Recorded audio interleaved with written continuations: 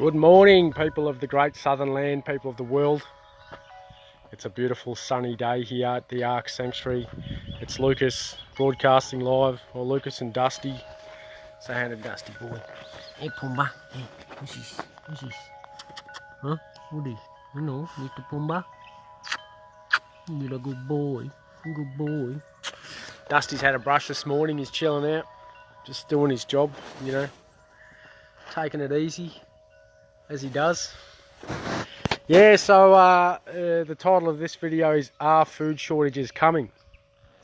So I guess we really need to look at what's going on as a whole. You know, we've got transport shutting down.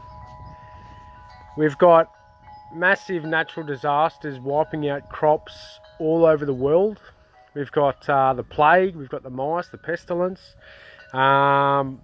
You know, and the floods and the fires and the droughts and everything, sort of, the volcanoes, everything's kind of compiling at once.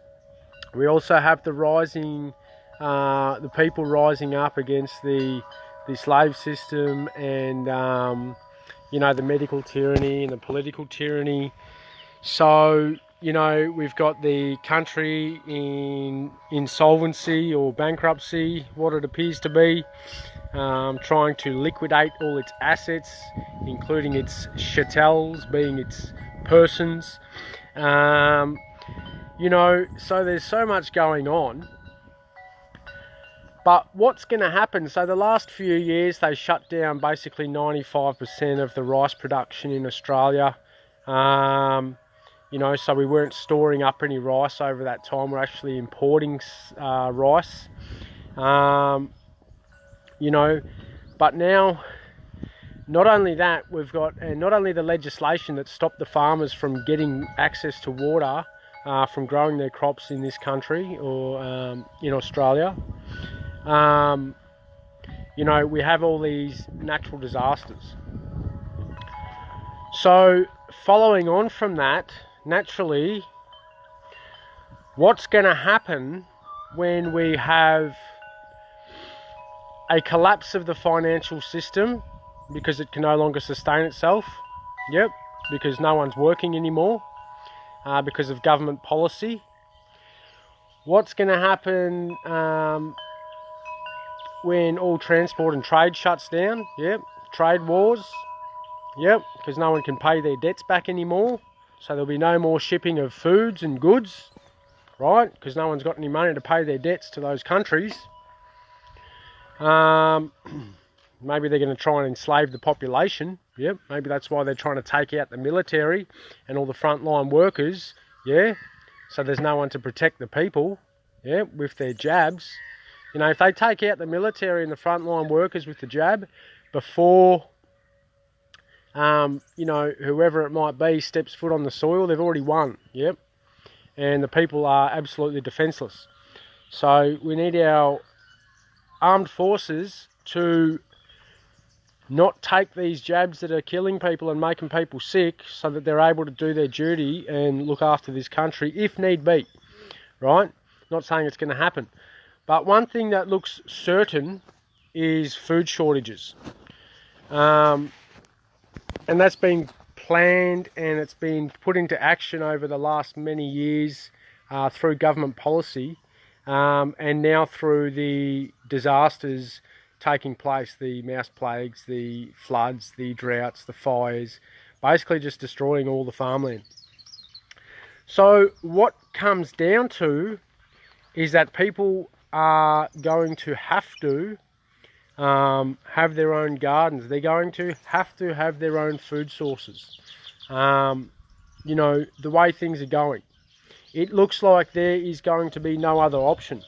Now, I think that when enough people stand up and when enough people gather, and when the illusion, the veil has been fully lifted, that's when everything will shut down and it'll basically be a free-for-all, so to speak. Mad Max, yeah, it was set in 2021, wasn't it? Anyone seen that movie, Mad Max?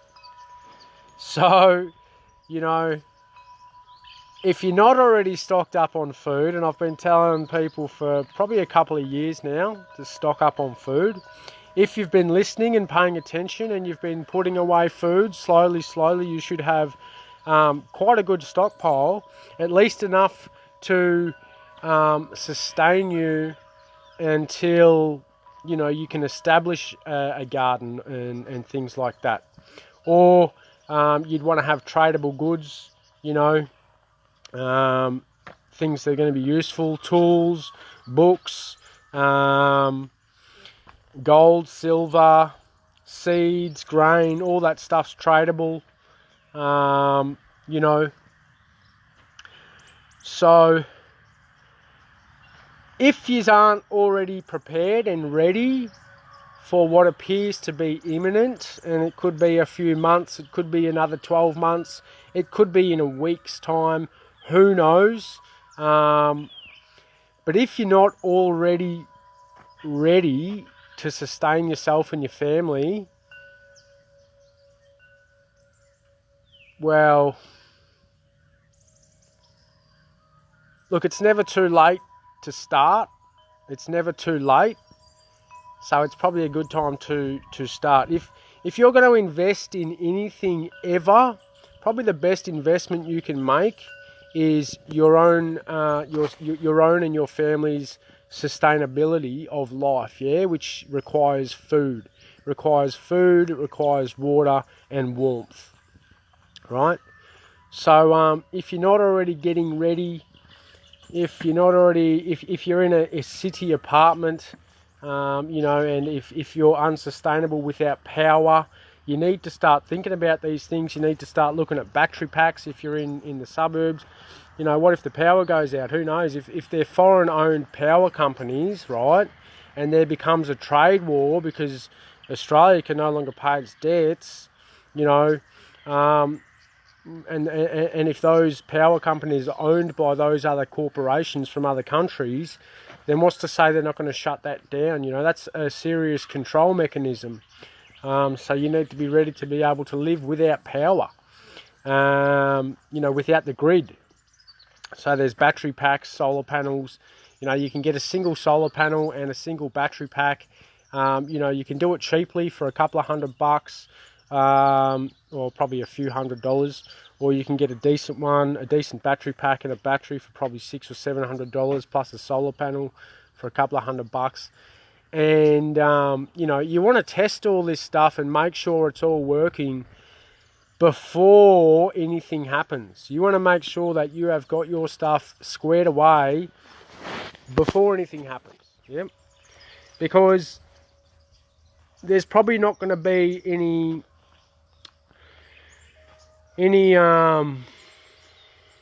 what's the word? Any overt kind of warning signals, because when that happens, people are going to panic. Yep. And that's when civil wars break out. When there's no food and there's food scarcity, people will do anything to feed their family and themselves, yeah? They will do anything, literally. Yep. They'll forget about religion, they'll forget about their beliefs, they'll forget about their morals, they'll forget about absolutely everything that they preach, and they will do anything they can to feed their family, because that's what you do, right? If your baby or your child is starving, you would do anything necessary in order to feed and sustain the life of your child, and your children, and yourself. So people need to start considering the reality and looking at the big picture of what's going on, because it's not just about protesting, it's not just about a jab, it's not just about the hive flea that they're microwaving everyone with, it's not just about the GMOs, it's not just about the geoengineering or the chemtrailing. Those are just byproducts of the attempted genocide on humanity, right? It's going to hit the fan because crops are being destroyed by all these disasters and by government policy. Everyone's businesses have been shut down.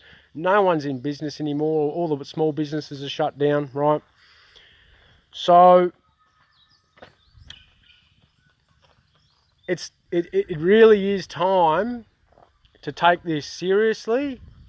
Not to panic, not to be in fear, not to worry, but every time you go to the supermarket, pick up a bit of extra stuff, yeah? A couple of bags of rice and a couple of bags of flour, yeah? Pick up some extra things and just have them there, yeah? Tinned food, tinned tomatoes, tuna, whatever it is you eat. You know, baked beans are a great one. All that stuff, and just have a little investment, yeah? Because not only will you be able to eat that stuff, you'll be able to trade that stuff, yeah? That will become the things that we take for granted now, such as electricity and food and water, yeah? The essentials. Electricity is not an essential of life, but food, water, clothes, warm clothes, yep, wherever you are, dependent. The essentials of life are going to become the most valuable things that there are. Yep, that doesn't include gold and silver, but gold and silver is a good tradable, yeah? It's an easy way to carry wealth and trade, right? If it goes back to Mad Max styles. So, you know,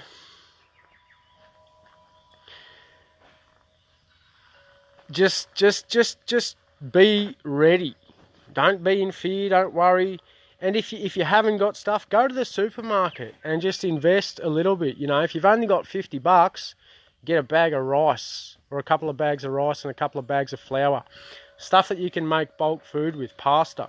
I went there the other day and, you know, they had, you know how they have those clearance sales sometimes, and they had all this pasta. It was 75% off. And I filled up a trolley of pasta, you know, that was 75% off. It was great timing. So, you know, look for the specials, buy all the stuff that's on half price, even if it's not stuff you wouldn't normally eat. But if it's stuff that's going to last and store without a fridge, without electricity, remember everything that you're going to need is going to be able to cook or make without electricity, right? So, yeah, interesting time. Matches, lighters, fire becomes really important. Yeah, when there's no electricity, fire gives heat, it cooks, it does so many things. So matches, lighters. Yeah, it's really time just to start to be ready. Not to start preparing, but to be ready. Just in case. Given the reality of all of the pestilence or the crops being destroyed, intentionally or not intentionally, irregardless of that, there's not going to be enough food for everyone, right? So make sure that you are able to provide for your family and yourself. Again, you know, if people want to store food or get food or you know, store livestock or bring livestock up here, they're welcome to put a little fence up and bring some sheep or cows or whatever if you're planning on coming here. Don't wait until it hits the fan, until you pick your feet up and actually do something. Get prepared before. Yeah, be ready before. If you haven't already got your tent or whatever it is you're going to be sleeping in, if you have to leave the suburbs or the city for whatever reason, be ready. Yep, have all that stuff. Have it all somewhere where you can just grab it and throw it in the car and piss off within half an hour, right? Yep.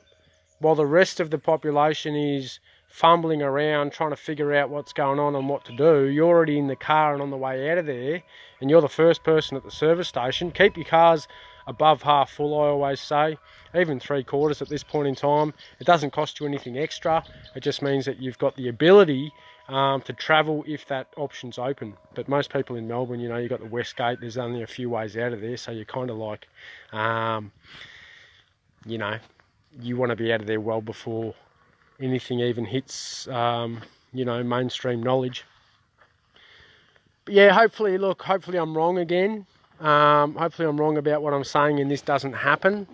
But if it does, based on everything that's going on around us, in our environment, everything that's actually happening, we need to really be prepared and start thinking. So that's all I'm going to say. Thanks for watching. Please share and be prepared. Sending love and blessings from the Ark. We'll say goodbye to Dusty boy. Dusty, you going to say goodbye? I think he's just sleeping. He's not saying goodbye, is he? Pumbaa. Pumbaa. You going to say goodbye? Eh? Pumbaa. Yeah, Mr. Pumbaa. Oh, hello, mate. Oh, big stretch. Yeah, good boy. Yeah, so alright. See you later.